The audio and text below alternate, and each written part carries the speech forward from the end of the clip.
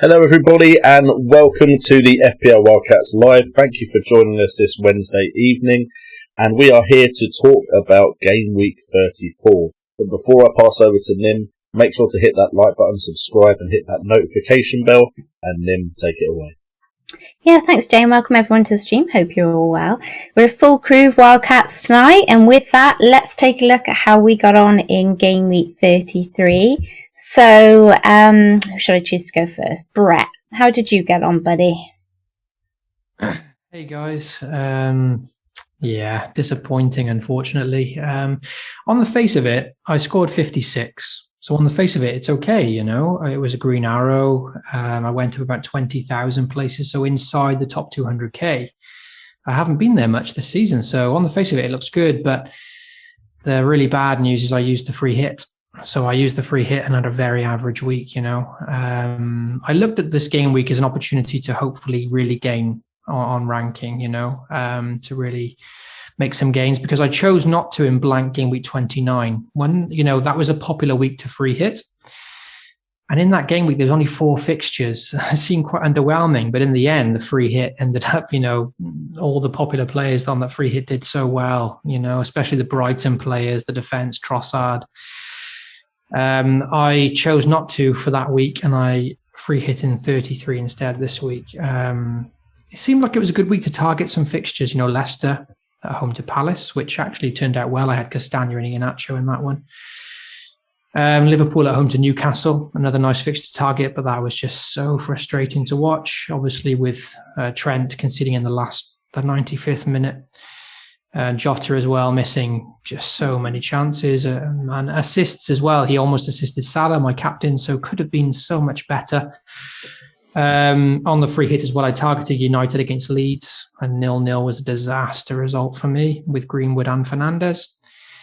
And then with Brighton facing an already relegated Sheffield United, who I looked at the stats, and Sheffield United are just conceding so many big chances, conceding so many goals. And at the same time, Sheffield United only scored 3 goals in the last 10 Premier League games. So I thought, Brighton looking so solid defensively, I'll double up on their defence.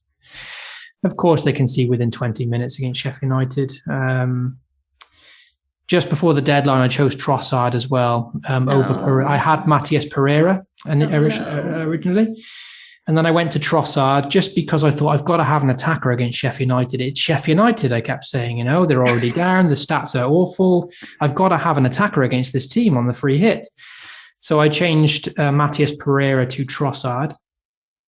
And just so many blanks on the free hit, So a green arrow, it's a positive, but the free hit can be so much better. And if I had free hit in 29, my draft there would have halved my rank, So big swings on that decision, really. Shame. A bit unlucky, I think, because Salah and Jota alone could have rocketed me up the rankings if they had taken those chances. Frustrating, but it's a green arrow and season's almost done now. So hopefully I can just try and end positively in the last few weeks. So where are you now, Brett? 198,000, so just inside the top 200k. Only the second time I've been there this season, so well done. One of my best positions this season, despite it being pretty bad. It's just the fact that when you use the free hit, you're so because you pick the best, amazing team. Like it looked so good on paper. Yeah. And on the free hit, I got rid of Dallas, who kept a clean sheet against United. I got rid of Ben Mee, who kept his first clean sheet in 8 games against bloody Wolves in a 4-0 win for Burnley. Oh, don't. I know. I also free hit out Rudiger, who got 8 points for a clean sheet as well. So a lot of my defence all kept clean sheets. On paper, my team looked so bad. I couldn't wait to free hit. And if it wasn't for Leicester, Castagna and Iheanacho obviously scored the perfect goal for me, but the rest, so many blanks. So disappointing. Really a waste of a free hit. Complete waste. That Liverpool game, man. Oh my God, that Liverpool game. I was agonising. It was just awful to watch. Okay.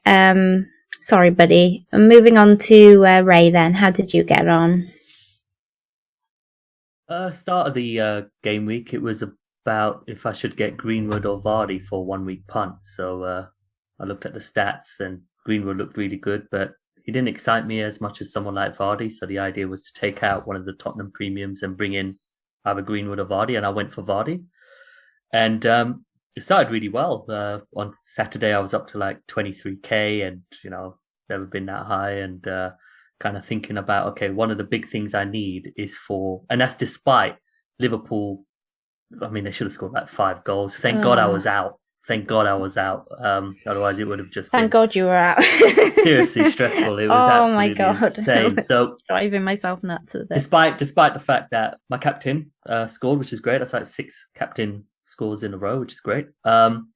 Is I was up to like 23k and only like 18 points off top 10. And I was just like, wow, maybe I could look at that for the first time. And the worst thing that could happen was Leeds and Man U drawing 0-0 because of effective ownership around me. I just thought, please, for God's sake, someone scored. No one scored. And then it just took it up around the 30s again, which of course is an excellent rank anyway. So going into Monday, I was only up about 3k. I still had Iheanacho and Vardy to play. And it's the second time I've owned Vardy, and it's the second time that he's just infuriated me. I mean, I just feel like his finishing has just gone off a cliff. He was always a bit of a stats buster before. He never really, his expected goals were never really that high or lots of chances because he's such a clinical finisher. But I was just watching the game infuriated. Iheanacho, absolutely incredible. I'm so happy I bought him in a wild card when I did it a few weeks ago rather than going for Vardy and getting a cheaper midfielder. So, got a 3.5k rate rise, so I'm about 34.5k now, which is obviously is excellent. And I'd just like to maintain that position now. So every single choice I make will be pretty much a shield move. I'm a good 83% template now, so I don't think I'll move off it. But I don't like to plan too far ahead, especially when we're at the end of the season now. I don't want to just say, okay, I'm expecting that double to happen in 35 and then some blanks in 36. I'm going to wait until the fixtures are actually announced, so I'll still act accordingly. Mm-hmm. So I'm definitely going to take out Vardy. Can't wait to bin him. Cody, I kind of got the fixtures I wanted out of him. So out of 3 fixtures, he got me 2 clean sheets. So I'm delighted about that. I'll take him out, probably bring in Lorente or Alioski. This week, Ray? Yeah, because I got 2 free transfers, Brett. Are you not going back to Kane? Before Southampton? Yeah, but Kane at home to Sheffield United. So you haven't got Kane? I took him out for the 1 week punt for Vardy. Okay, got you. With the idea to bring back Kane. I lost about 0.4 value, so I knew what I was getting into. And also, Leicester do have that likely blank happening in 36. There's something I don't want to think about. So the idea is Cody out, Vardy out, Kane in, and probably Alioski, because just on the eye test, I like what I'm seeing. And at 4.3, can't really complain. So, onwards and upwards. But keep it going, mate. It's a really good rank, that. Yeah, well thanks, done. man. Yeah. Cool. Okay. Jay, how did you get on? Okay, so, I'm not going to lie, I went into this game week fearing the worst, because I didn't want to get rid of Kane or Son because I want them for this fixture, Sheffield United. Yeah. So I didn't do any 1 week punt. I deliberately benched both of them, which meant I only had Davis on my bench, who of course did go and get a goal. So I was worried about rotation, all that kind of stuff. And I had a defence which I wasn't too confident with. Masuaka, of course, with the injury, I had to get rid of him for someone. I'm not going to lie, the Arsenal game, I thought I'd transferred him out for Holding, but I hadn't. I transferred him out for Alioski. And then when I realised Holding had conceded, I was like, oh well, Alioski will concede as well. And then, of course, Leeds kept the clean sheet. So my defence actually did a lot better than I assumed they would do. Of course, I thought Trent could keep a clean sheet. He didn't.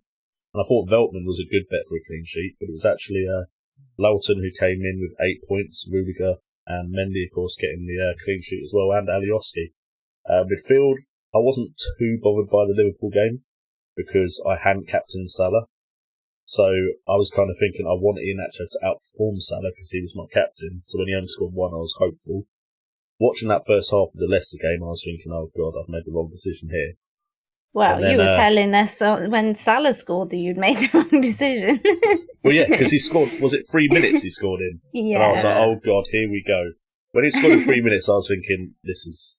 And then, of course, you lot guys were telling me chance after chance. I'm like, it's going to happen eventually. Oh, my God. And then it didn't. Harry did not Willock get a scored brace for Newcastle. I'm not sure who he is. But, so I managed to get 69 points, which puts me at overall points of 2,069. Magic number. And my overall rank is now 131,070. So almost nice. 131,069. I didn't quite manage the triple 69, unfortunately. And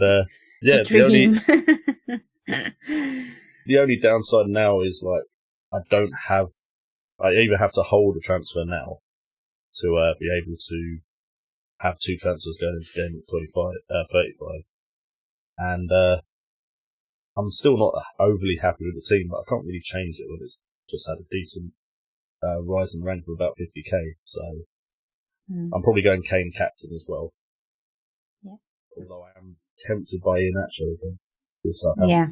I think, to be honest, that's where most people are at the moment. Just because Iheanacho's in such good form, and I'm still slightly worried Kane might not be like ready to come back. They might be bringing him back quicker than he should be. Yeah, I'd like to hear the presses. He didn't look up to speed on the Carabao Cup. He didn't. The Carabao Cup was similar to the Champions League final, Liverpool versus Spurs, when both teams rushed back Firmino and Kane. You could tell that they tried to rush back their key frontline players, and all of a sudden it was, actually the game's a bit poorer because of the fact they weren't ready to come back. I think it's hard to analyse as well because Man City keep the ball so well, so it wasn't as if Kane had the opportunity to show. It's not the best game anything. to judge Kane by. No, absolutely. And then Son crying at the end, I'm like, oh god, is his morale down now? Like, surely they have to beat Sheffield United. They're already relegated. But sometimes that frees a team up to play. Team talk was. Yeah, well, the thing is, once you're relegated, you kind of, the pressure's off. Tackles so you are can off. just play. I think Man City have scored. Sorry to interrupt. Oh, yeah. Oh, yes, they have. I'm behind you. Who? Aguero, magic. Oh, no, it's PSG has scored. De Bruyne. Oh, No, he De Bruyne equalised, scores. is he? Okay. Yeah, it's equalised. 1-1. Okay. Important goal. Forgot he was back. Okay, how did you get on, Kurt? It's an all right week. I can't complain too much. I took a -8 because I had double City and triple Spurs, so I had to do something on that. So I got rid of Ederson and De Bruyne. I kept the triple Spurs just purely and simply because of the Sheffield United fixture. Yeah. Like anyone would, and the fact that City go away to Palace. Palace are an awkward team. They're a funny team. Well, as they showed against Leicester for a majority of the game. And if they'd have scored their chances, they probably should have beaten Leicester. I mean, they went through 1-on-1 and didn't score, but yeah, I've gambled on that.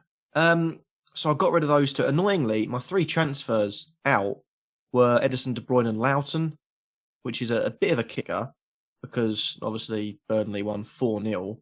Loughton ended up getting himself 8 points. But I brought in Schmeichel, Mane and Castagna, so effectively it's a -4 because Schmeichel and Mane got me 2, Castagna got me 9, so basically a break-even type thing, -3 points. That was a bit of a negative because if I'd have got rid of Target, that's another 7 points. And to be honest, I'm looking at it thinking, why didn't I get rid of Target? Because all they've got is doom and gloom after this. I just look at their fixtures right now and thinking, why on earth did I not get rid of them? That bloody Aston Villa double game week, and it's the same That reason why double, I'm holding on to bloody Martinez. Konza and Martinez. That was the Yeah. same reason I'm holding on to What you were Bruno. selling at Burnley defender though. Burnley were just before that 4-0 win against Wolves. Burnley just looked on holiday. Like they hadn't kept a clean sheet in 7 games before that. So that came out of nowhere. That win, in my opinion. Yeah. And Wolves just kept exactly. And my only real sort of logic behind that transfer is that Target's going to go now anyway. And just looking at the West Brom fixture, that game week, considering both would have been gone in 2 weeks' time, I sort of banked thinking, Villa will 2 or 3-0 against West Brom. They're not the best. And Wolves will probably score a couple of goals against Burnley, who like to concede. And it's the other way around. It's completely the other way around. Yeah. There were some positives. In the 0-0 for Man United, I got Wan-Bissaka, who got 3 bonus points. Obviously, Castagna coming in. I captained the Nacho, which is I feel like it could be sort of my set and forget captain for the rest of the season. I'm pretty sure I heard or saw somewhere reporting that Brendan Rodgers said, I hear Nacho's a 9.5, which is a throwback to his SAS at Liverpool, where he described Sturridge in the same way when Sturridge was actually not injured and playing well.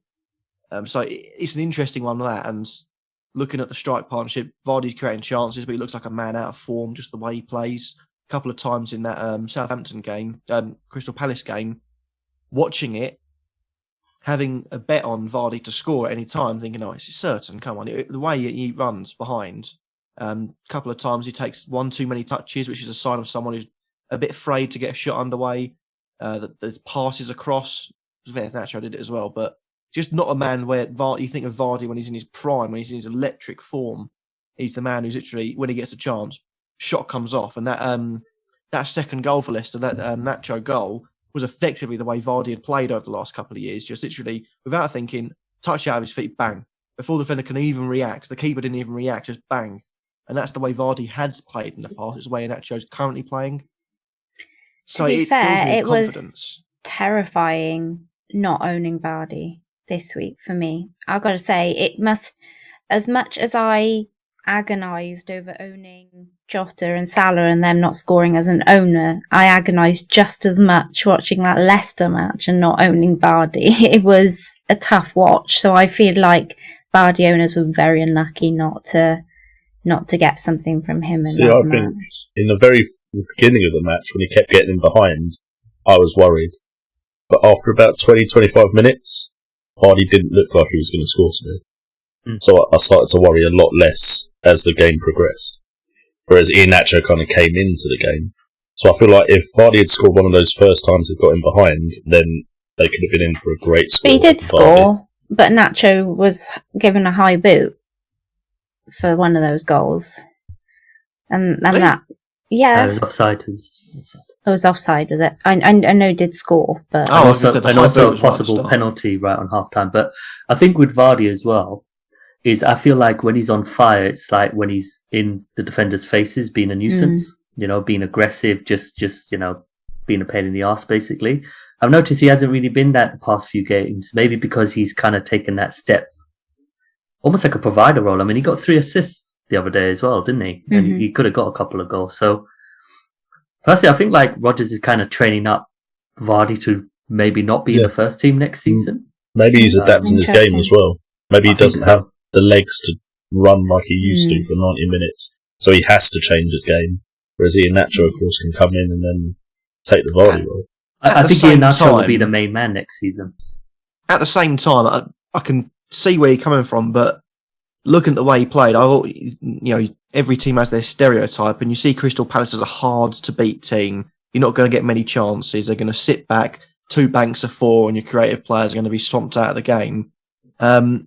The amount of times Vardy had balls in over the top and just either didn't score, put them wide, a couple of times, like I say, 1 too many touches rather than firing it a shot in, looking for the pass instead. For me, I tend to disagree with that and say Vardy just looks like a man who needs maybe a deflected goal, go in and think, oh, that's how it feels. And all of a sudden then, those sort of misses, those extra touches, those passes when he should be shooting, there's a couple of them literally, the goal's right there, half the goal's open for Bleach's sake, and he passes it across. So I feel like if he gets a goal against a team like Palace, the amount of chances they created, it could reap, heavenly rewards for Vardy. 2-1 City. Yeah, Mahrez scored a free kick.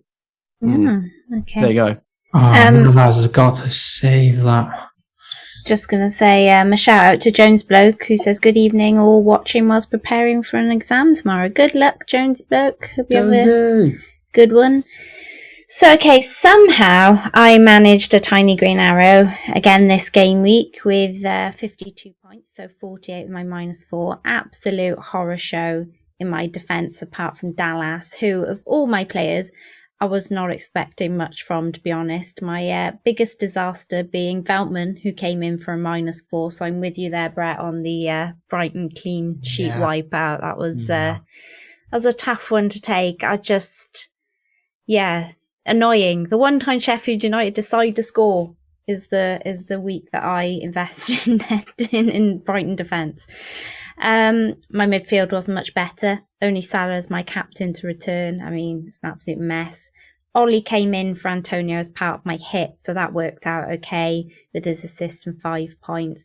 And I was concerned about not captaining Nacho because it did seem like everyone had done on Twitter, and I thought it would really hurt my rank when he got his goal and assist. But thankfully, it was just a Twitter thing, and his 12 points helped me get a green arrow effectively in the end. So thankfully that was one of those ones where it felt like loads of people had captained him, but actually they hadn't. So just owning him actually helped me out a fair amount, and mostly in my mini leagues.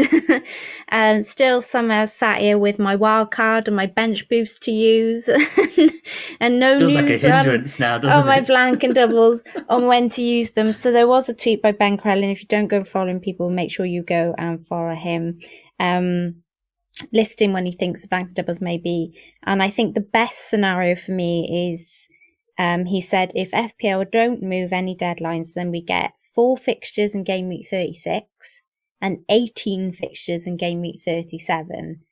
Now, if that happens, having my wild card and my bench boost, I'm in happy street. However, that's precisely why I don't think it's going to happen, because it's way too good. They could do that because of the home fixtures, isn't it? They want fans. Mm-hmm. Yeah. So I think everyone will then play home in that game week. Yeah. I think that was a plan to try and get some fans in for the last home game for every team. Can I ask them, what would your plan be to use the bench boost and wildcard? When would you wildcard and when would you bench boost? I think I need to see who the fixtures would be in those game weeks before making the decision. If I can somehow wildcard, because there's a more growing thought process that we'll know on the 10th of May, which is when the government give their announcement for the next phase of coming out of our transition.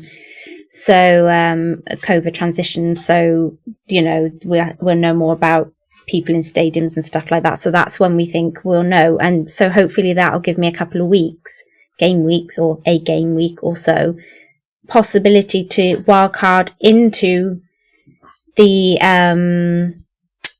either into the blank, which sounds weird, but if everyone's going to have not very many players anyway, I could load my team with the 36 players for 37 and just, play whoever everyone else has got for 36 and then wildcard, obviously, in 37.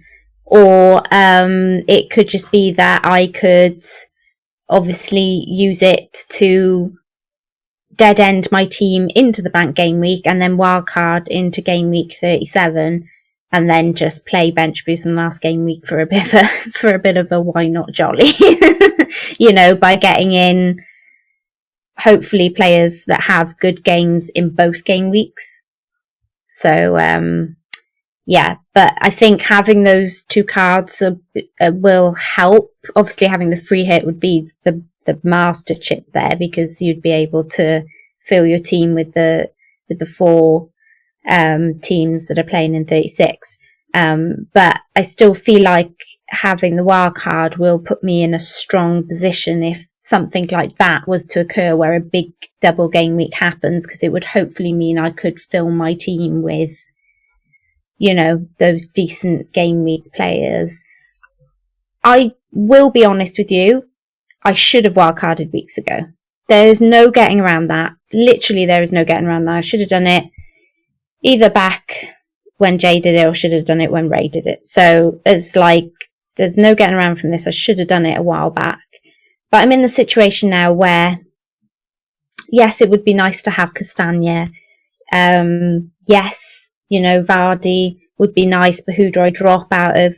Kane, Ollie and Iheanacho, with Ollie possibly having a double game week.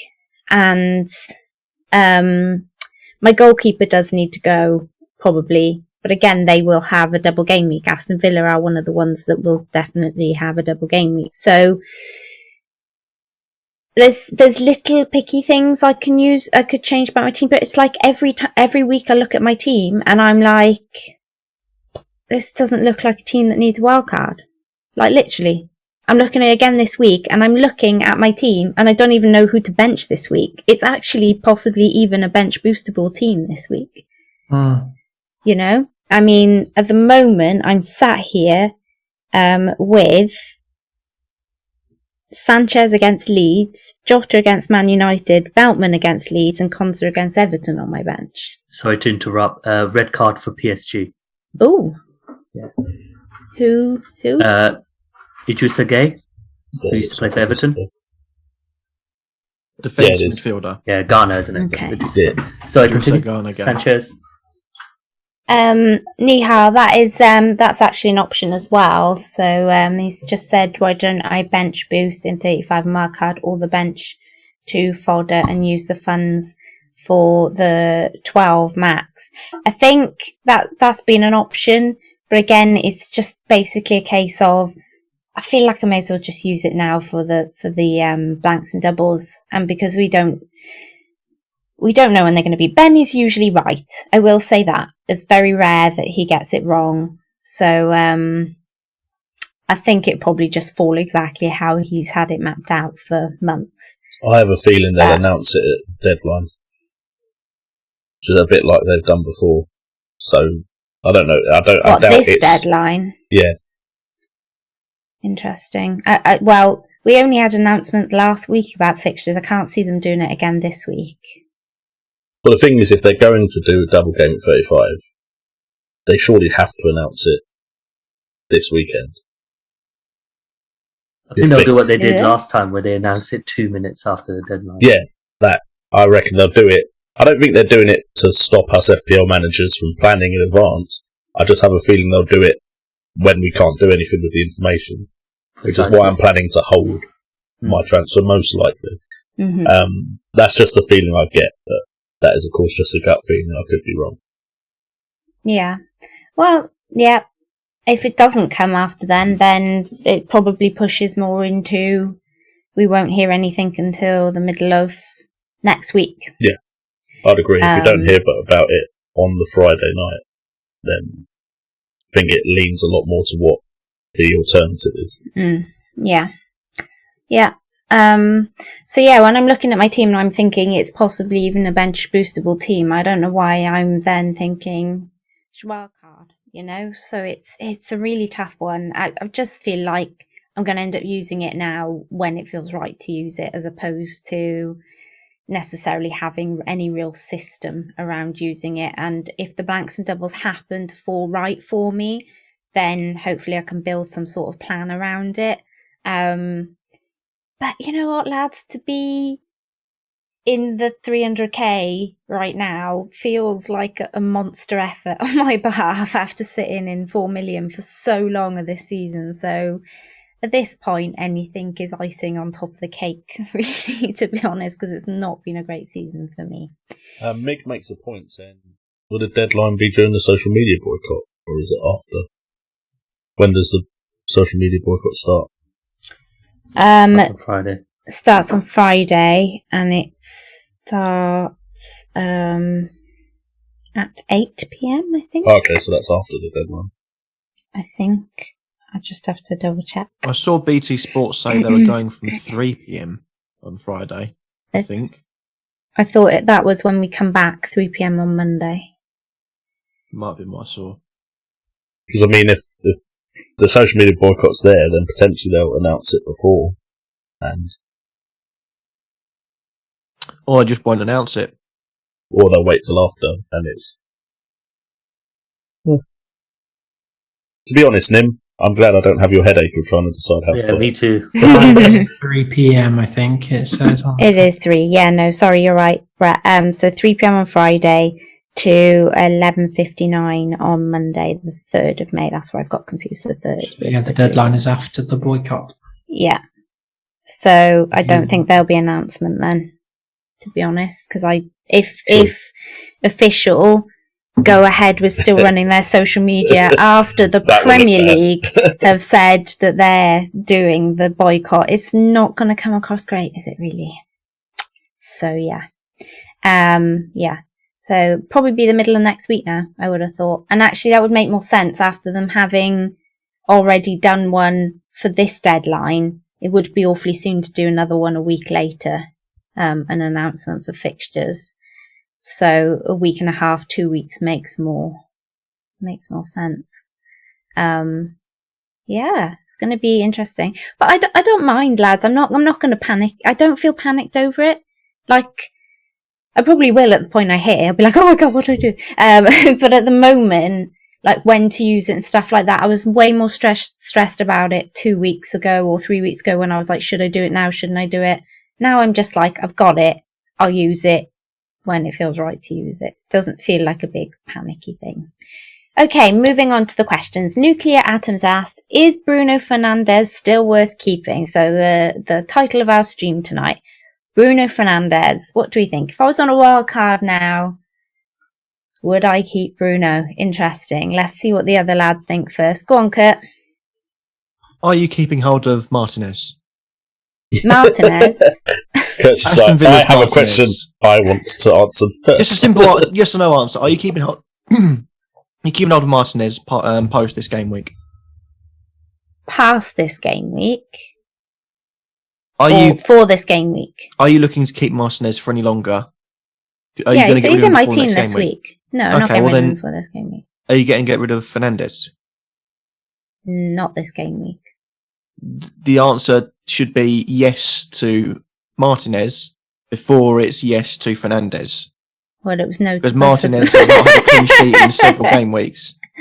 It's just more. I see on Twitter, and I know Twitter's the fantastic place where, I won't go into it.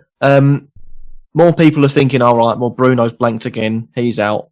Yeah, people kept hold of Salah for longer, saying, oh, he'll come good. And people are keeping hold of Martinez, saying, oh, he'll come good, when there are a lot of better priced options. I think I'm keeping hold of Fernandes till the end of the season. I don't even care if he blanks the rest of the time.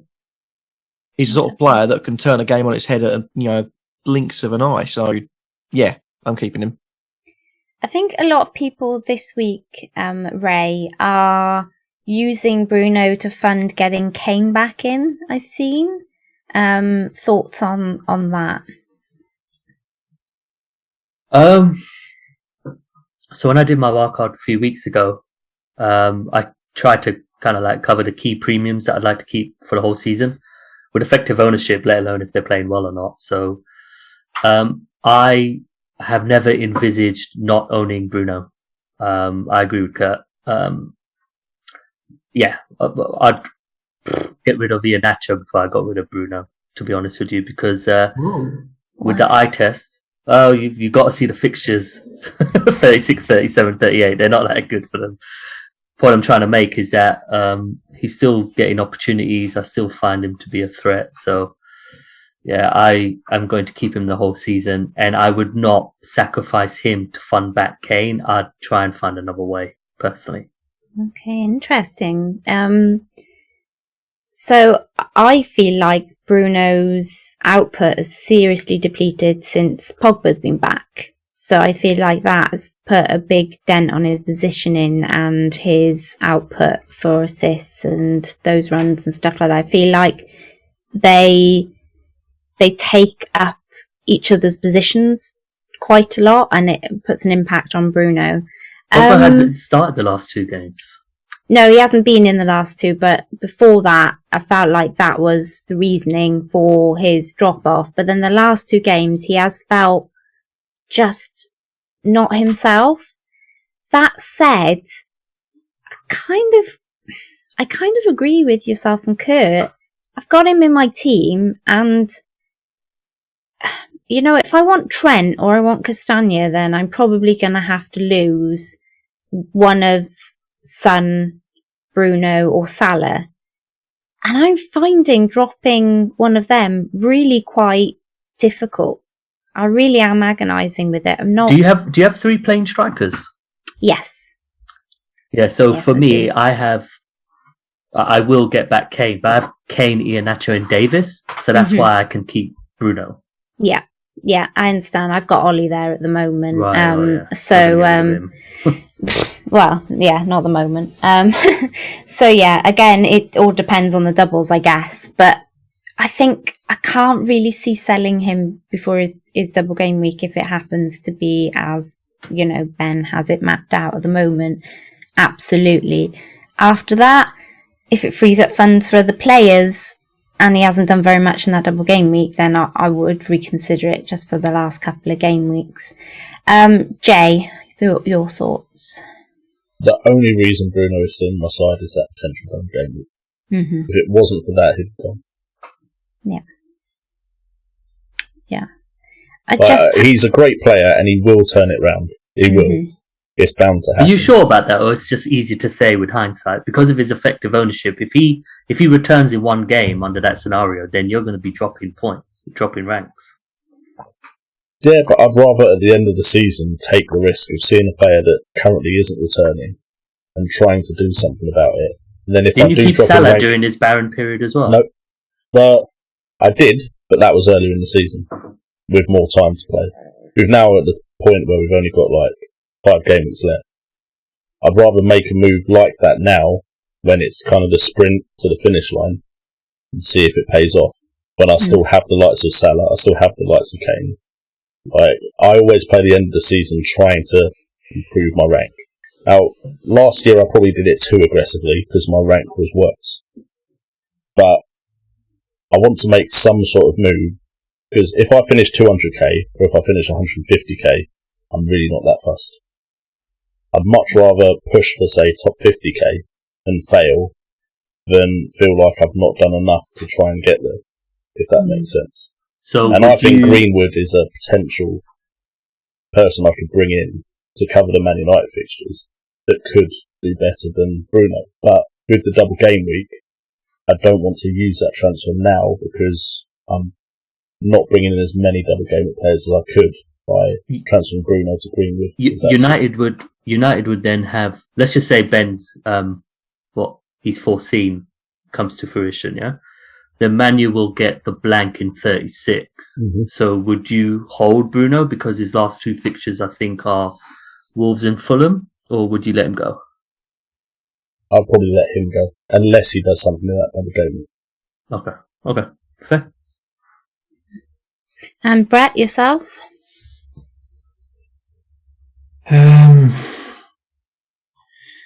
It's difficult. It's weird this season because, like, it's hard to know who to switch him to. Really, like, people aren't consistently banging this season, are they? Not the premiums. Like, I can't switch him to Mane. I can't really go to De Bruyne. I mean, you could. De Bruyne seems to be back now. Can't go to Aubameyang. Yeah. So, of course, at the moment, I've got no Salah in my team. So if Bruno was to make way, it would be an easy route to Salah, basically.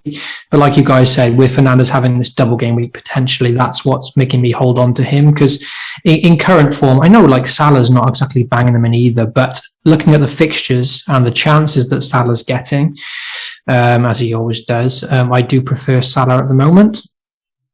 And of course, they're both on penalties as well, which is always an added bonus. But yeah, I think if United get this double in 35 and then blank in 36, is that what we're suggesting? Is that what is possible? That's what's possible. If he blanks in 36, then and it has the double in 35, he's an easy move then to Salah for 36, and Salah has 3 lovely fixtures to end the season. So yeah, I'm not going to be creative and drop Fernandes at the moment. I wouldn't really know who to go to apart from Salah. And if Fernandes has a double game week in his back pocket, then I'll keep him for that. It's quite easy. And yeah, with me, like, I always feel like there's something else I need to fix in my team. And I feel like Fernandes is the least of my worries at the moment, like with all these premiums. It's other areas of my team that I need to change. I haven't got Iheanacho in my team this week, so I feel like he's more of a priority. My free hit Iheanacho in last week, so I got his score there. But yeah, I haven't got Iheanacho, so he's kind of more important for me. So yeah, I'll be keeping Fernandes for now, I think. And I haven't got the stats in front of me, but I think like his expected stats are still up there, maybe being a little bit unlucky. So I know it's easy to say he's due, but hopefully he'll deliver soon. Yeah. Don't worry, dodgy penalties coming. That's the problem, yeah, because like, he hasn't been getting many of them either, is he? That is a problem because normally, obviously, he's more consistent than we're a lot more consistent than he has been the last few games in terms of like FPL returns. But every time he would go like a game or two with maybe 3 games blanking, he would still get the odd penalty here and there. So it kind of paper over the cracks a little bit, and he would still be, oh my God, Bruno's just delivering week on week. He's so consistent. When the penalties go away, it's like, it really makes a big difference, because that was. For me, I know it is like a banter calling him Fernandes. Like for me, he's not Fernandes. Like I love Fernandes. I think he's much more than a penalty merchant. A lot more world-class player in my opinion. But yeah, at the moment, without the penalties, we're certainly missing the points. I think that's a big part of it. Yeah. Mictavia said there's an Eze decision to be made there, Brett. Okay. Nuclear said, what will make you retire or give up from FPL? Kurt. What will make me give up or retire FPL? Mm-hmm. £1 million. Well, you think somebody would pay you to do that? They care that much that you would give it up. someone offered me a couple of quid, maybe a Freddo and a packet of Quavers, I think, well, you know what? It's a lot of That's stress. gone down a bit from £1 million. Negotiating, start high, end up extremely That happened low. within a matter of seconds. I know who I'm going to. We need this guy like negotiating for Arsenal. They'll be paying. I'll be paying them to quit FPL next. No, I don't know, but nothing probably. Even, I mean, I did used to do it for content. I'll be back to content next season, but you know, even when it's sort of struggling with it, I still kept going with it and just decided, well, I won't do it seriously. I'll just take a step back from it because at the end of the day, it's still a game. You know, it's not. Granted, if you make content about it, yeah, it's a bit different. But for me, it was never a livelihood, so it was easy enough for me to step back. So I already have quit in a way, but don't really know. It's just nothing really. Okay, so Kurt's going nowhere. Full time, by the way. Sorry. 2-1. Okay, finished 2-1 to Man City. Yeah. Oh, so they're through. Okay, cool. Oh, won that leg. Okay, Brett. The question is, what would make me retire from FPL? Yeah, or give up. Oh God,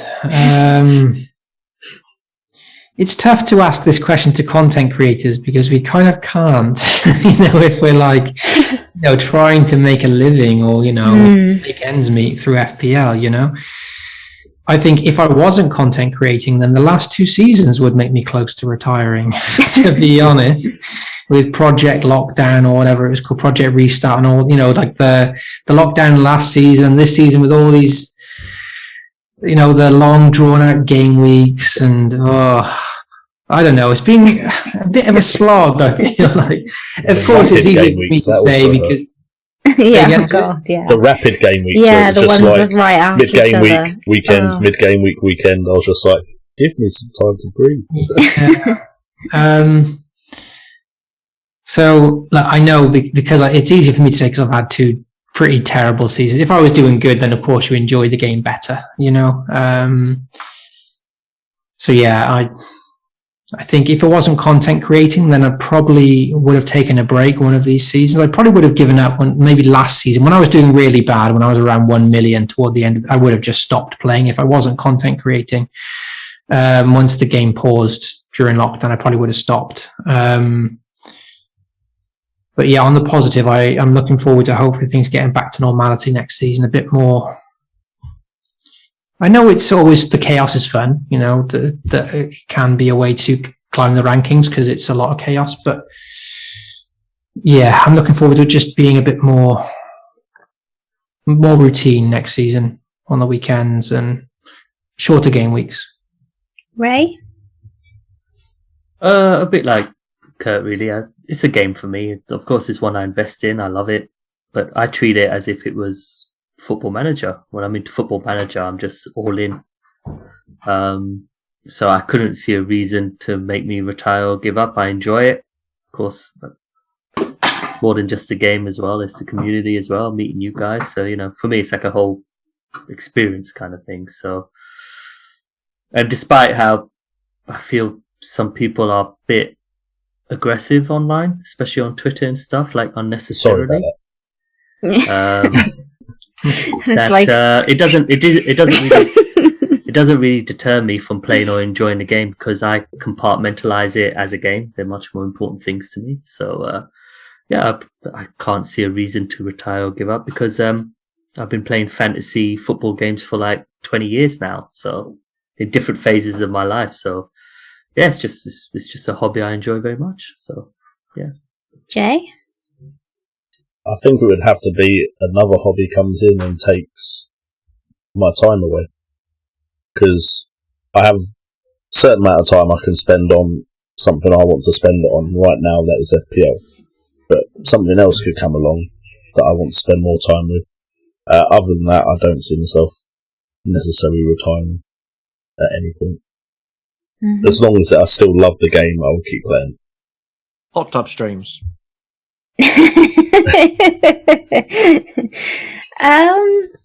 Trying to get you guys into Mario Kart, man. So yeah, that would be a new hobby. Yeah. Love Mario Kart. Yeah. That's a good question, Nuclear. I have certainly thought about retiring, giving up FPL a fair few times over the last, well, this season mostly. Like Brett said, Project Restart, and then the games being the way they've been this season. As a content creator, it has, well, to be fair, it hasn't been much fun. If we're honest with ourselves, it has been a struggle because it has been hard work. It has been slog. It has been, week after week putting in the effort to bring out content, and it's been tough. But you have got us with this one, to be honest.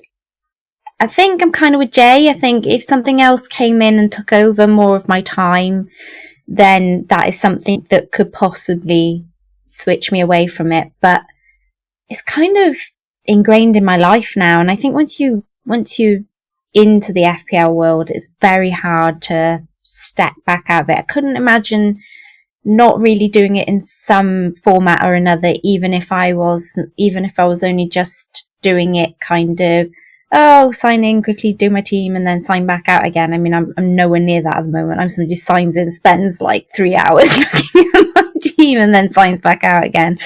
But I couldn't imagine just giving it up completely at this moment in time. So at the moment, there's been moments where we've wobbled. I'm sure that would be the same for all of us here. But in terms of actually quitting, I think it would be quite rare. To be honest, we'd all just give each other a bit of a kick up the arse and say, you can't leave us, part of the Wildcats.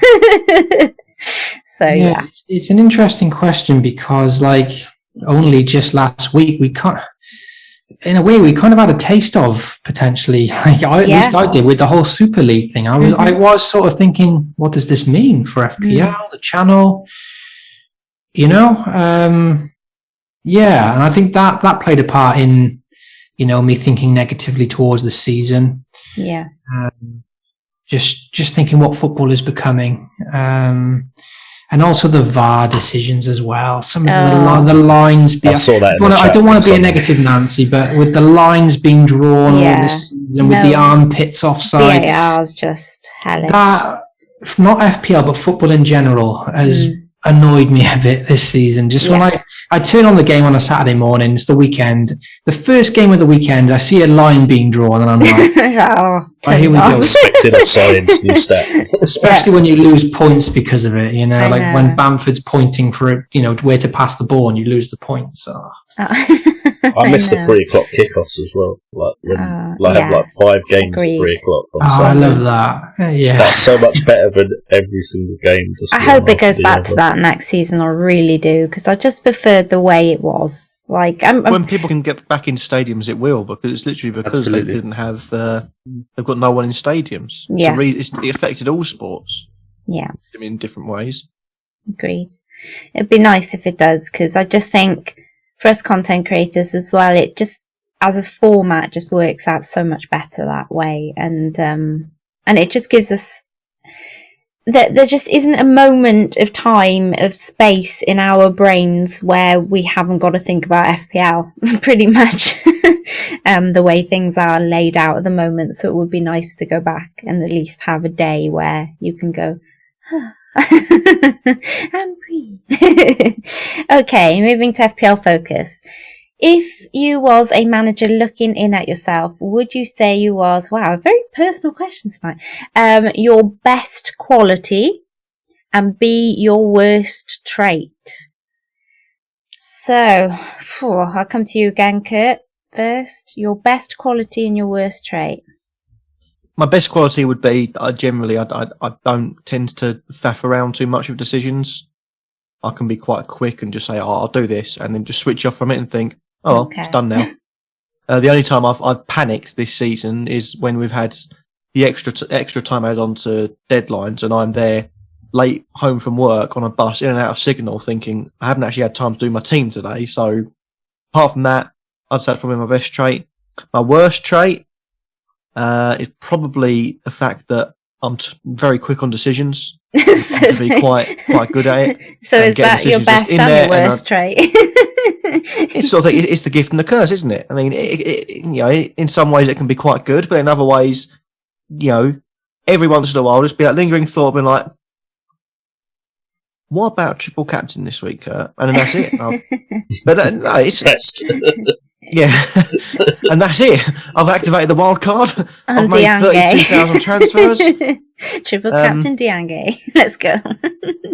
There's no need for that. That was uncalled for. Hey, he's been doing There's well me since you've got rid thinking of we're him. all friends here, and then the gloves have come off, and you have absolutely sucker punched me.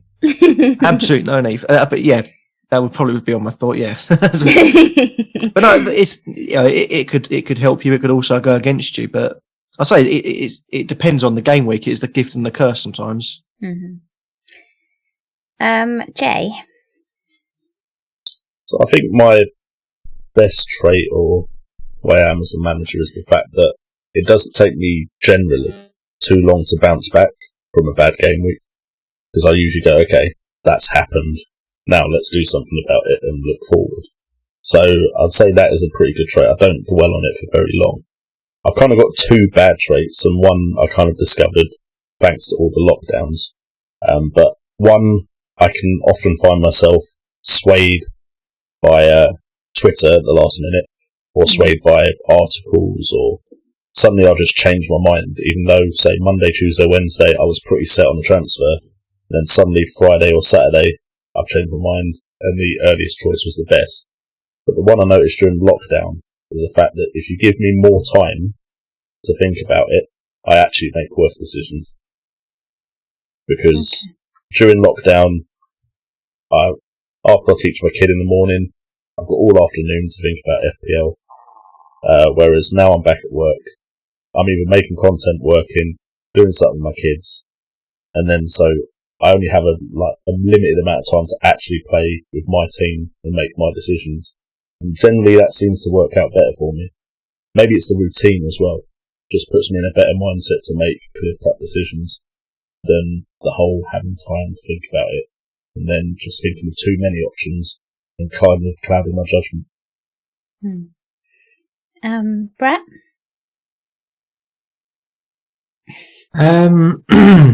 I think my worst trait is probably the fear, making decisions based on fear rather than what I want to do. I do that a lot. The fear of ownership, effective ownership, the fear of decisions going wrong, the fear of being punished if I don't go for the popular player. That shouldn't affect my decision, but it does a lot. I'd say you're better than that than you think you are. So you're the guy that got rid of Salah the quickest. And you're going without Iheanacho as well.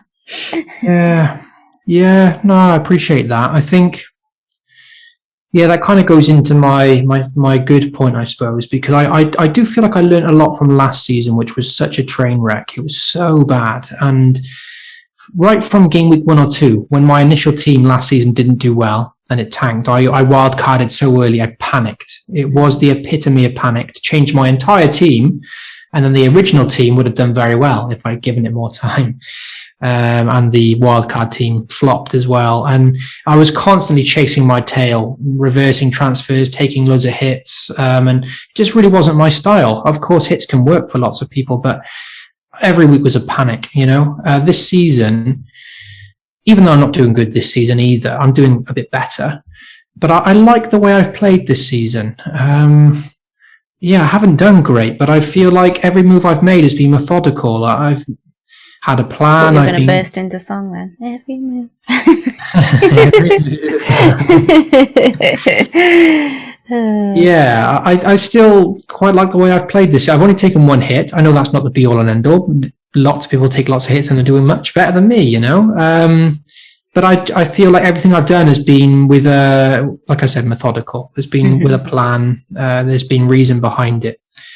So it's been even though I've stressed over decisions, I've still not panicked throughout the season. I feel like I've kept my cool throughout the season. So I'm going to try and take that into next season for sure. Not to panic if things aren't going wrong, or if you bring it's the the awareness that when you buy a player and they blank in the first week you have them, it's not to panic and get rid of them again. It's to realise that you bought them. So you're telling me I shouldn't sell what's his name? What did my brain just Fail. do? Vardy. It was an absolute fail. Veltman. There we go. I'll get the name out. Aguero. Wow. That there you go, people. That was my dyslexic brain tired for you. And it just had a nim moment. Sorry about that.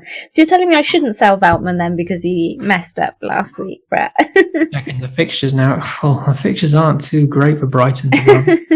I don't know. It's understanding yourself and understanding that when you buy a player, I don't want to transfer in someone that if I think how I'll feel when they blank after 1 week.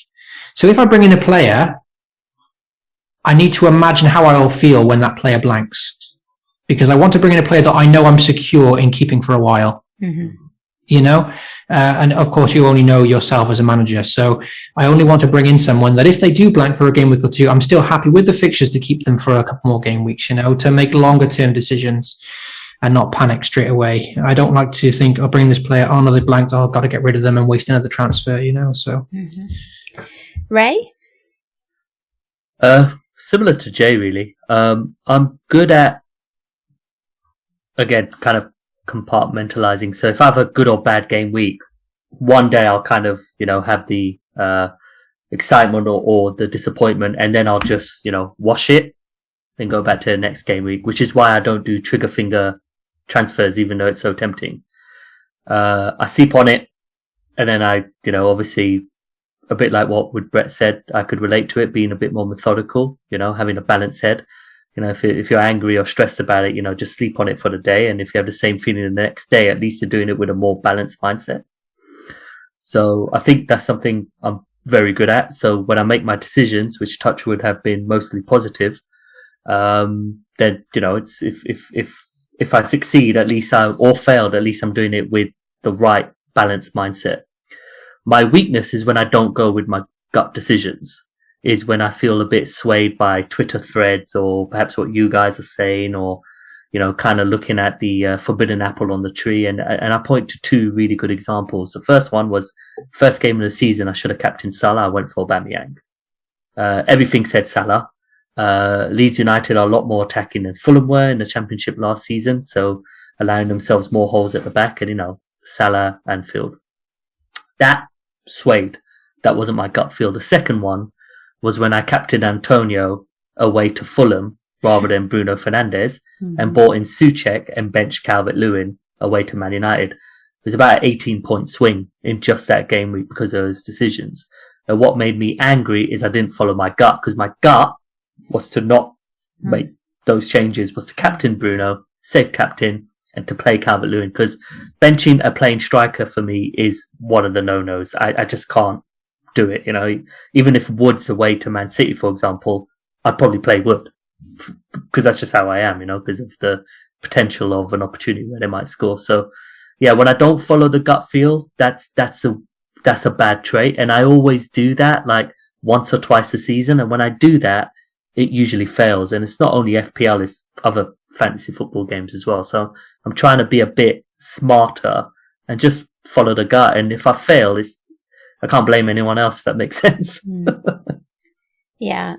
First of all, Brett is such a diva. Apparently, has his own personal barber. People loving your new trim there, Brett. Nobody Would you believe that I did this myself? See, he's got his own personal barber. During lockdown, I learned to cut my hair myself. Now I just do it by myself for free. Look at that. And nobody given any love for Ray's new trim. I noticed it straight away, didn't I, Ray? I was straight on that. And Mick Taver's saying Ray's weakness is listening to the Wildcats. Yeah, I did hear that. Mm-hmm.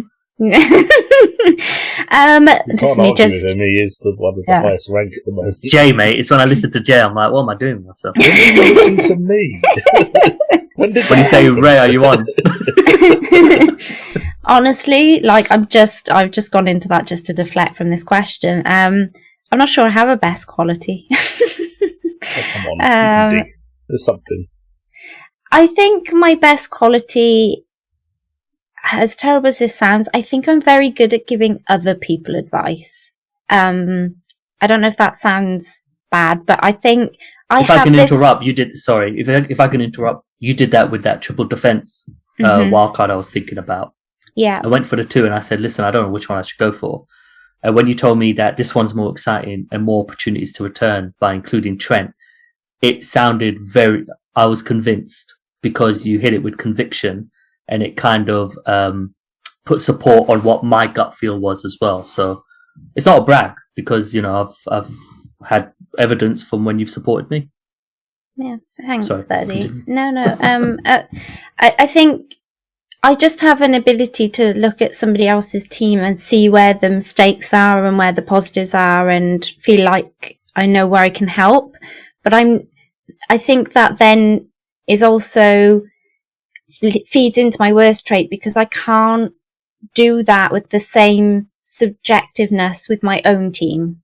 So I can sit there and I could look at your team and I could say, right, I think I'd do this. I would change that. I really like double defense there. Those fixtures are great. When I sit there and look at my own team, I really struggle to apply basically what Brett was saying. I really struggle to sit there and not apply my emotions to my decisions.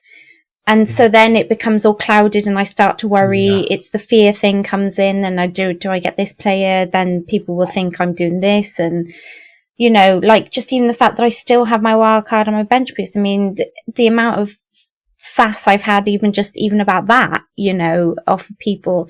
And it's like, okay, I know, but like I can't change it now and I've still got it. And I can't tell you whether using it a couple of weeks ago, I feel like using it a couple of weeks ago would have been better, but I don't know that for certain. The players I picked a couple of weeks ago could have been absolute rubbish. So, so I'd like to think hopefully my best quality is being able to subjectively look and help other people. But I also feel like that I can't do the same for myself is probably, my worst trait. I'm not very good at giving myself the best advice.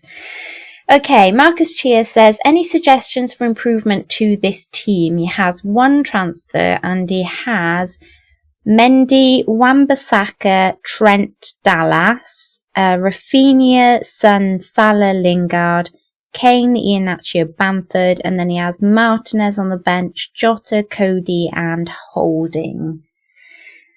So, who would like to go first? I'd roll. Go on, Ray. Sorry, right. I'd roll. Yeah, because the bench is solid as well. Because Rafinha is touch and go, but then he's got Jota as first sub, but also has Cody and Holding on the bench as well. Solidly set up. I could see a 0-0 between Man U and Liverpool personally. Roll the transfer. And, then it gets exciting when hopefully we have those doubles. So, I'd roll. Yeah, I looked at the team myself just before we started and I was in the same opinion. Yeah, it looks like a solid squad to roll the transfer. I haven't looked at the stats, but I think recently, like Wan-Bissaka's returns are probably okay. He's not a player that I've really ever considered this season, but I think he's done okay. So when I looked at the team initially, I thought, maybe Wan-Bissaka to a Chelsea defender, but then he has Mendy in goal anyway, so he's got that covered. And because like Ray said, the bench is so strong with Holding against Newcastle this week, is it? Yeah, I'd sell him. Cody against West Brom. Yeah, against West Brom. So there's some good bench options, and obviously he's got Jota against United on the bench as well there. So he's in a strong position just to roll the transfer there. Yeah. Hopefully we get some news on Rafinha soon. Hopefully he's back soon, because that's where I'm thinking I might switch Jota back to. I'm not keen on Arsenal defence. Anyone who knows me knows that. So, but I just think, looking at it, I would, with the lads, I'd roll and get a bit more information. Hopefully we get a bit more information in the bank and then decide with your 2 free transfers. Is what I would do. Jay or Kurt, anything else on that? No, the only weak link I'd say is Cody. Yeah, that's what I was going to say. But that isn't an essential transfer. Yeah, exactly. He can wait until next game week. Yeah. But I'm not too keen on Wolves at the moment. Who would you go to? Does he have? What, this game week? I wouldn't. But Okay. In general, or?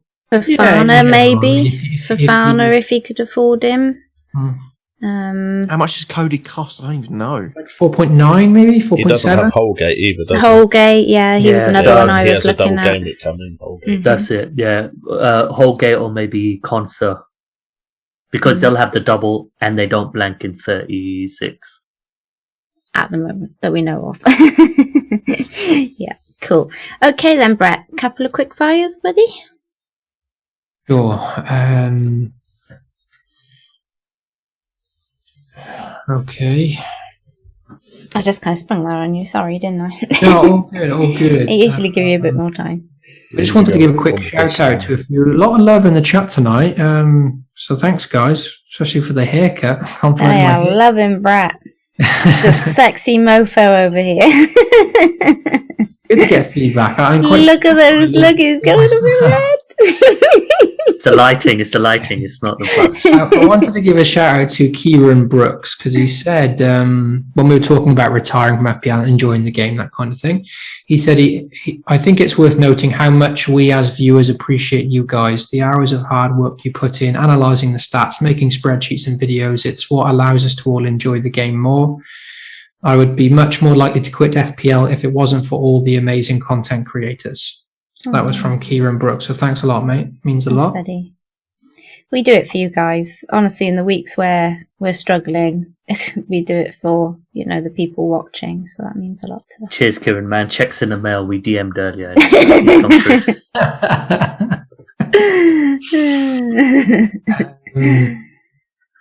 And yeah, quick shout out to Nanad as well. He said, I've got to enjoy the game more, Brett. And just follow your gut feel, no matter the stats. About being scared about effective ownership and stuff like that, just back yourself. And appreciate that, mate. Anyway, so we'll go to some questions. So this one from Nahal. Has anyone got their free hit left? Here. None of us. Okay. So he wants to know which week is the best week to free hit. Would it be 35 with doubles potentially, or 36 with the blanks? So free hit to target the doubles or handle the blanks? Without knowing when they are for definite, that is such a horrible question to answer. I think it really depends on how it falls, doesn't it? Let's assume it was what Ben put. Yeah. What are you thinking, Ray? I feel like you've got something to say about this, but maybe not. I always have something to say. I always got something to say, man. I was just thinking that. I was thinking, would you, attack the doubles with the free hit, or would you, maybe make transfers for the double for longer term and then just free hit for the blanks? Maybe. I'd free hit the blank, I think, because currently I think all of us are about 80-90% there, isn't it, with our team, especially if you've wildcarded recently as well. I think it's maybe 1 or 2 changes you can make to get hopefully the ideal team that you want. So it was very unfortunate. Did you free hit recently, Brett? Sorry, I will answer the question. The week just gone, mate. Yeah, it was. So that's really unfortunate because it was the correct thing to do for me because you had more fixtures to play with. And you just were unlucky. Because I saw your lineup as well, and I just think you were very unfortunate. I would do the same, actually. I would then go to 36, get out the best players you possibly can, and in 37 you probably had the team you pretty much want anyway. So yeah, I'd bench boost in 36 personally. Free hit in 36. Sorry, yeah, free hit. Yeah. Yeah, it makes sense because you can attack the doubles by transferring in the players. Precisely, because we still have to worry then about the 36. Yeah, which could be a bit of a hiccup. So. And it's okay to take hits as well, isn't it? Because you'll have the double game week players, and the worst thing that could possibly happen with a midfielder is you'll make the 2 points. So you've only lost 2 points for that hit. So the traits bit earlier, that was going to be, I think, one of my others that I said would have been a good trait in mine, is that I don't fear taking hits at all. They don't scare me, and they've never worried me at all. And I've taken them every week for the last 4 weeks, and every week I've had a green arrow. So of my hits that I've taken this season, I think I'd have to add them all up, but I'd say 80% of the time they've paid off. So yeah, I think you're right, Ray. It's okay to take a hit if you need to or you want to. I had almost a sub question. Sorry, Nahal, your question's getting butchered, but I think I've only taken 4 hits, but it's never been for a defender, and that's tactical, because for a goalkeeper, I'll only take a hit for a forward or a midfielder, because if they're playing, they'll kind of get that default 2 points. So I'm trying to just cover my deficits, if you like. With a defender, i.e. someone like Cody, you bring them in for a hit, they lose 4-0, they get 0 points, then you really feel that -4. At least I do mentally. and I played him as well this game week. So it's more of a comment, but also a question to you guys as well, is do you just take hits based on, okay, this is the right guy, doesn't matter what the position is? Or is it more like me, you think more, I don't know, deficit covering? Yeah. I'd say a bit of both.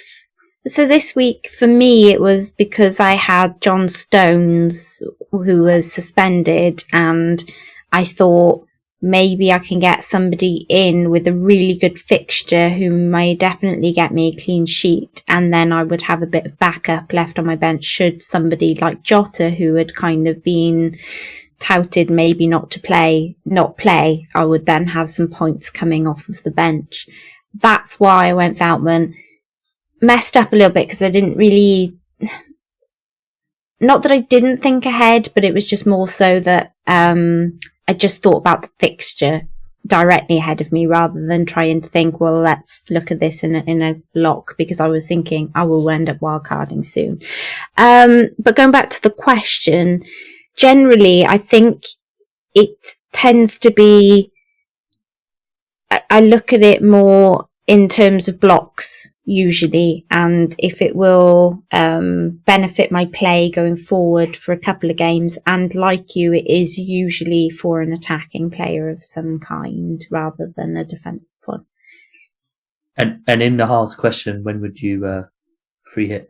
When would I free hit? I like the idea of free hitting in the blank. However, should Nahal find himself without lots of doubles and he feels like he wants to have a week where he could fill his team with, double game weekers. Yeah, 11 double game weekers, and just have a good old go at it before the end of the season, then I don't mind that as an option either, as more of a fun punt out there. Although we have seen double game weeks this season, haven't we, that they have been a bit of a damp squid most of the time. So so you get all excited about having all these double game week players, and then they either do something in one game and then nothing at all, i.e. Kane, or just nothing at all.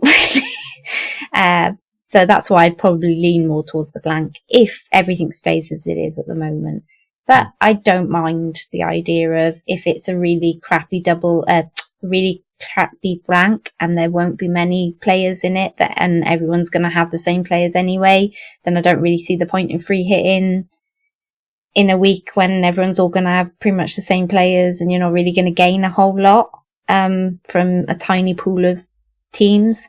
Then just have a bit of fun with the double. Yep. That wasn't very quick fire, was it? I was about to say, if someone came to me, I was going to go, great quick fire, by the way. Yeah, it's a question. Okay, so we'll move to the next one. So this is from Nuclear. He wants to know, should he bench Jota or Maddison this week? What do we think, Jay? Jota or Maddison to bench? What are the fixtures? Jota's got United. Since got Jota. Southampton. Jota. I think Southampton potentially could be there for the taking by Leicester. Whereas I feel like games like Man United Liverpool could go either way. And with Liverpool in the form they're currently in, I don't necessarily think it's going to go in their favour.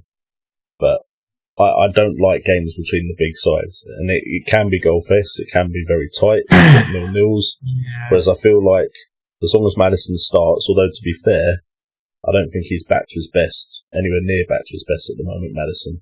I think I'd, in this situation, because Jota's not exactly firing on all cylinders either, go with the fixture. Is anyone else tempted? Is anyone else getting a bit of cold feet about Jota? Because I feel like I'm watching the Wolves Jota the last 3 games. Well, that's it. Wolves Jota was so, such a player that looked like he should score lots and then wouldn't. And he seemed to have changed that when he first went to Liverpool. Jota is definitely one of the players that I'm thinking of getting rid of for someone else. And when you've got the likes of Pereira around, who could be playing for a transfer, he could be thinking, okay, West Brom might be going down, but I fancy carrying on with them in the Premier League. Potentially he could be a better pick than the likes of Jota. Yeah, I really like Pereira. Or even someone like Bowen, who's playing like a false 9 at the moment. I know what you're saying, Ray, but like I was saying about myself earlier, that just seems like a classic move from me, where I would get frustrated, transfer them out, and then I'd regret it after. I'm looking at I'm nervous about even benching him this week after last week. Of course, because I'm not doing so well, and maybe I'm checking out a little bit. But I'm looking at Jota and thinking, I've got a 15-man squad. Jota, forget 14-man squad. Like, there's a few players now where I'm just like, keep them for the duration, as long as they're not injured. Look at his fixtures. He's cheap as well. I feel like I'm just going to keep him and not think about it, because if I overthink it, I'll probably sell him, and if he scores again, I want him back. So I think I'll just keep Jota now and not think about it. Because, he's blanked 3 games in a row. I'll get frustrated, take him out, and then he'll start doing the business probably. So he'll do the business this week because he's on my bench. I've got him benched this week too. I do have him benched this week. Okay, maybe I will play him. I'm joking. So we're saying pretty similar to what we said about Fernandes. Just keep him and wait for the points. I'm not necessarily keeping Jota for the rest of the season, personally. Just like I'm not necessarily keeping Bruno for the rest of the season. So... Kurt, who do you keep? It's a bit trickier because he's a lot more expensive. Jota just feels like an easier hold because he's cheap. He's playing for Liverpool. It's not often you get an attacker from Liverpool at this price. So, and there's no other competitions for him. Good fixtures, and his stats are up there too. He's frustrating. He's missing lots of chances, but he's getting them. So I feel like there's not much better for that price, really. I know I really like Pereira, don't get me wrong. 5.5 is a bargain, but I'm probably just going to keep Jota, I think. Kurt, do you want to quick fire Jota or Maddison to bench this week? You're muted, mate. Every stream I do it somehow without realising. At least I once. don't know why. The fixture goes in Maddison's favour, but although Leicester looked good, it was only 1-0 in the FA Cup semi-final. So that's one thing, potentially, if you can look at the positives and negatives, that will go against the fixture, because it was 1-0 and it was semi-final. Nerves play a part. Both teams knowing they're thinking, we've both got a chance of winning this here. What are we doing here? And the fact that, we've actually got a chance of at least reaching the final. Both of them went into it going, it's a winnable game, but life is harsh, man. The way Leicester attacked and the way Leicester created chances against Crystal Palace, Southampton are a bit more expressive and will expose themselves a bit more at the back. I feel like Maddison. Do you think they will? Because it was 9-0 last season, this fixture. Do you think they'll tighten up because of that, or? I don't think it'll be in their minds. I think it's one game. It's not as if they've conceded 9 goals. Well. 9 goals a lot. They have done it twice in 2 years, but I don't think. I think Crystal Palace generally quite a resolute side. Yeah, they've had their bad games this season, but generally it's hard to break them down. If Leicester would have scored all their chances, that would have been double figures. And that's not even an exaggeration. The amount of chances that Vardy had, that he took a shot, could have gone, different options. Iheanacho as well, tried to pass a couple of decent long shots. I think Maddison definitely. Southampton also got turned over by Spurs as well pretty heavily this season. So they're definitely a side that can be. And they got nothing to play for now, have they? Exactly. They're definitely on the Whereas beach. in that FA Cup, that was what they were playing for. That was their final hope for the season. Yeah. Okay. Do you just want to do Nuclear's quickfire one there, Brett, and we'll move on to Jeff's corner? Is there another? Okay. Captain. Yeah. Okay, so the question is Captain Kane, Iheanacho, or Lingard this week? So we'll start with Kurt. Who have West Ham got? Burnley away. I assume we've probably all Burnley got away. all three of them. Burnley away. So it's Kane against Sheffield United, Lingard against Burnley, or Nacho against Southampton. Yeah. Nacho without a doubt. Okay. Yeah, can't argue with that. Jay? It would be Kane for me. Whole reason I held on to him. Yeah. Ray? Yeah, Kane with a bullet for me. Nim? Kane, moment. I am wavering a little bit on Nacho, but I'm pretty sure. I'm just terrified the second I do put the captaincy on Nacho, he'll stop scoring, so I might just leave it on Kane. I've had success with him in the past. Nacho, you keep scoring over there. Yeah, you just keep over there. I won't leave you alone. I'm not going to look at you. I'm not going to look at you. Just keep doing your thing, man. Pretty much. And yourself, Brett? Yeah, unlike you, Nim, I'm wavering too. They're all good options, but I think I'll end up on Kane. I'm pretty certain I'll just end up on Kane as the sensible, safe option, as I normally do, But Nacho in the form he's in is a very good option. It's very tempting, yeah. And Southampton they don't look good at the moment at all. Yeah, definitely. Yeah, I can understand it. Okay, I just wanted to quickly say FPL Sparta, he said when will double game week 35 be announced? We did touch upon a little bit earlier. We think that if it's not announced after the deadline this week, which we don't think it will be because of the social media boycott, then we'll likely hear sometime next week. Okay, so moving on to Jeffers Corner. And if you don't go and follow Austin66 UK, then go and do that, guys. As you know, this is just a bit of fun and to ask and get to know us a little bit better. So moving on to this week's question, it's the never have I ever rules again. So never have I ever seen this film all the way through is the question this week from start to finish. So the Wildcat selecting must not have seen the film from start to finish. At least one of the Wildcat must have heard of the film for it to be accepted. Once accepted, the other Wildcats must say yes or no to whether they have seen the film from start to finish. Clips from YouTube or started but didn't finish are no, I have never seen them. So, Kurt, gonna get you to go first. What film have you never seen all the way through that you think all of us may have seen all the way through?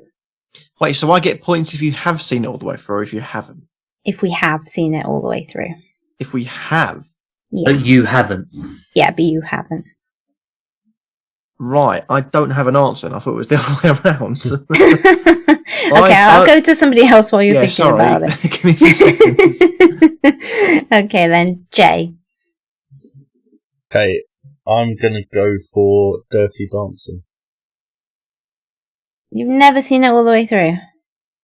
No, because you are missing out, my friend. every single girl I dated when I was younger would try to make me watch it. And at first I just didn't because it was the type of film that doesn't really appeal to me. But then as every single girl asked me to, it just got to the point where I was like, no, never. Just because I'm stubborn. But this is the thing, you're on a panel of guys, and there's one woman here who's clearly going to say yes. So I know Does I not get at least 1 guarantee you. And Dollar they may have been made to watch it. And apparently it's a really good film. So you might have watched it anyway. I like it, but I could understand why Which means guys you've might watched it. not. I have, yes. Lots of times. That's at least 1 point then. Kurt, have you seen it all the way through? Dirty Dancing? No? Okay. Brett? Good man. Is that the one with Patrick Swayze? Yeah. I have seen it. Okay. And Ray? No. No, so it's 2 points for Jay. Nim, what do you expect me to say? Like Fast and Furious or something? No, I've seen all of them I anyway. I don't know why. I Multiple just, times. A yeah. to Z. Horrible films. I don't know. I just thought you'll definitely get one from me. But if you haven't watched it as a guy all the way through, and you're on a panel Yeah, of but guys all who the just guy thought, films that I expect them to have watched, I've probably watched. yeah, no, true, that's true. Okay, cool. Go on then, Ray. You give us yours. Frozen. Okay, What do you say? Ah, Frozen. that's clever because you know I've watched it. You know I've watched it multiple times because I've got 2 girls. Of course I've watched it. The first or the second one? Both. I would have said Like, Frozen 40 2. The first Frozen. I was hoping you'd say the second one because I've seen the first one. Point. So you got 2 points because Jay's seen it. So Seen it Brett, too much. have you seen Frozen? I haven't. That was actually going to be one of my answers. I've never seen that. Oh, okay. So it's a no from Brett. Kurt, have you seen Frozen? No. Nope. So you're level with Jay on 2 points. Expected a full house there, man. Really? We all have the Disney side inside us, man. Yeah, that's true. That's true. But why haven't you seen it all the way through then? I keep missing certain bits when I watch it with the kids. It's actually okay. Fair become like a thing now. You're just never gonna do it. Oh, Daddy's asleep again. I think that's what it is. That's exactly what it is. That just goes on. Go on then, Brett. As soon as he's stolen one of your answers, let's hope you got another one in the bag. Oh, I do have another one. Yeah, this film is something throughout my life I've never even seen even a small part of it. And whenever I tell people, they're always like, "Oh my god, how have you Haven't never?" you have not? Don't you have to have started it No, I but don't never think finished that it? I don't think so. I think it's just No, You've never have I watched. ever- I just thought it was just. Never seen read the film that. from start to finish, so you could see. But it can't could be like see some of it, YouTube. or you It can't could be see like none of it. YouTube clip or something like No, that. I've literally never watched any of this movie. Never Right, seen it. okay. It's Grease. No. I've never ever seen Grease and never watched it, never thought to watch it. And when I tell people that, they're like, "Oh my god, you haven't seen Grease?" I'm like, "No, it's a dancing movie, right?" I was Rizzo at school, so I watched it a fair few times. So yes, you've got a point from me. You've given me chills and they're multiplying. Hey, and he's losing. So yeah, control. I've seen it multiple times. Jay's I can't thinking remember. about I know it. You it's can't definitely been put remember on. if you've seen Grease. No, but the thing is, I don't. It's not the type of film I enjoy. You got to shake up, mate. But I know. Oh, for Christ's sake! Move Because on I quickly. mean- God. Gonna do my head in. I know for a fact that it's one of those films again that people have tried to make me watch. I don't think I've watched it, like actually watched it, but it's definitely been Okay. on while Okay. I've been there. I'm just So trying to then remember that's if not I've a seen point. it all. So there's a point from me, point from Ray. Kurt, have you I seen couldn't Grease? tell you the storyline, so I guess I haven't watched it. No, I haven't seen it. What have you Okay. seen? Ah. I don't watch he films. is the Brett of this world He tonight. watches YouTube and Twitch. So, yeah, wow. So, Is there a GIF on it? Another 2 point. so another 2-pointer, yeah. Well, this is going to be easy for Jeff to. Okay, my movie is The Godfather. Oh, wow. Yeah, Never Come seen it on, all the Jay. I way hadn't seen through. it. Which one? The first one. I haven't seen any. I haven't It's seen one of any the of them, all-time but I classics, did man. actually start it. and I got called out of the room for a phone call, and I've just never at all had the chance to go back to. It was my nonna, and she's important, so I had to speak to her. Have you seen the second one? I haven't seen any of them. Oh my god, you got to see him. The Godfather is literally the only one I've started, and then just never even.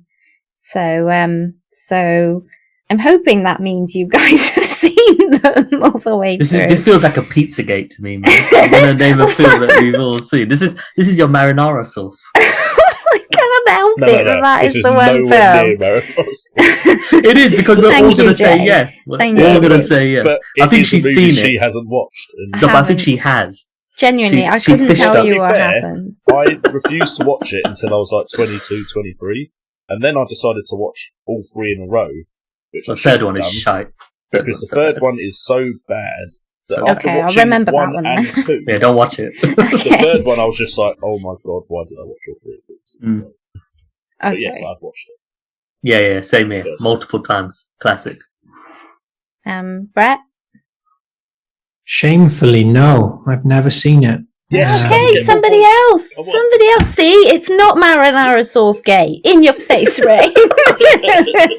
I am not the only one. In your face. I am not the only one. And you can order it. Why am I happy about this? I lose a point, but get in, Brett. Come on.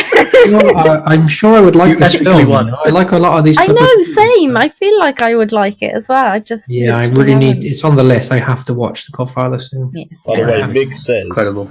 Apparently, Brett, you have no interest in watching Grease, the dancing movie, but you've seen Dirty Dancing.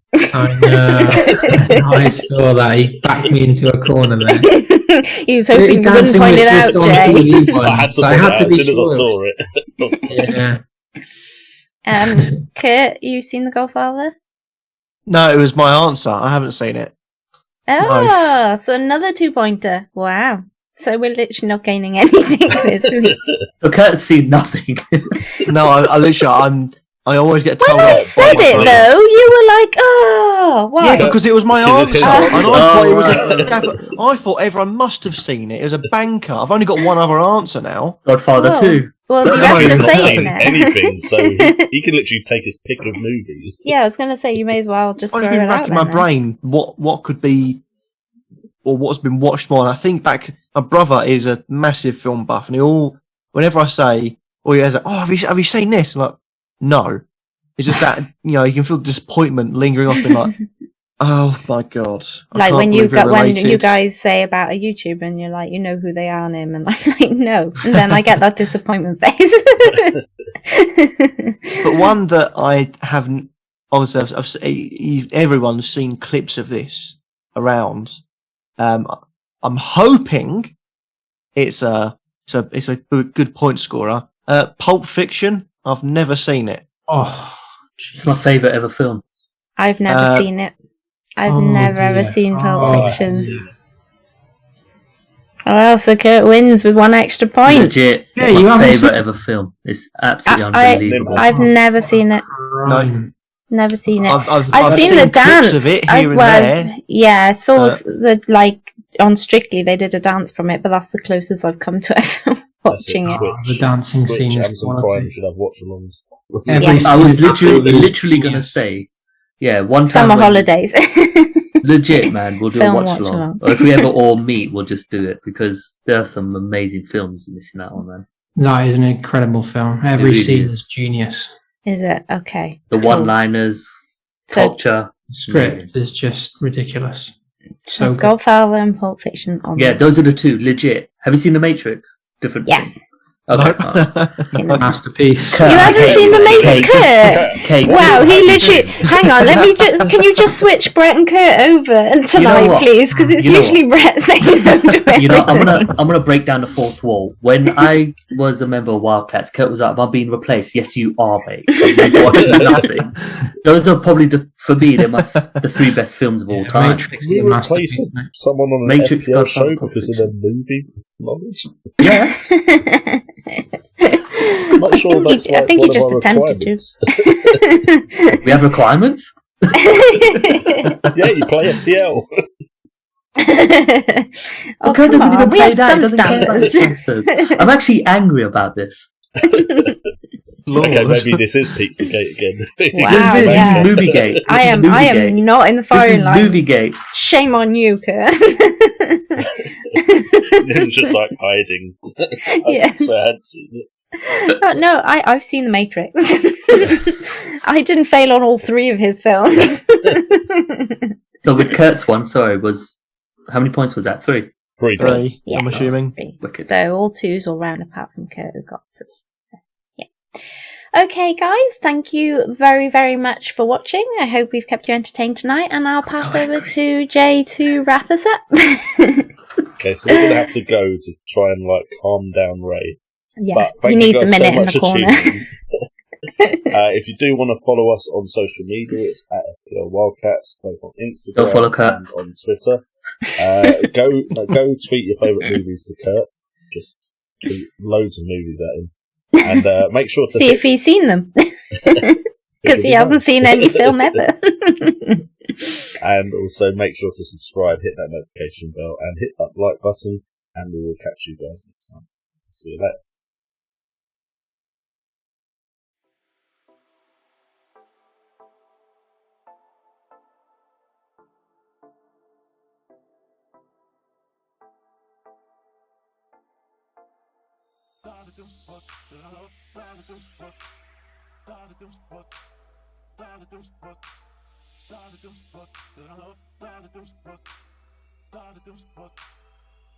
Spot.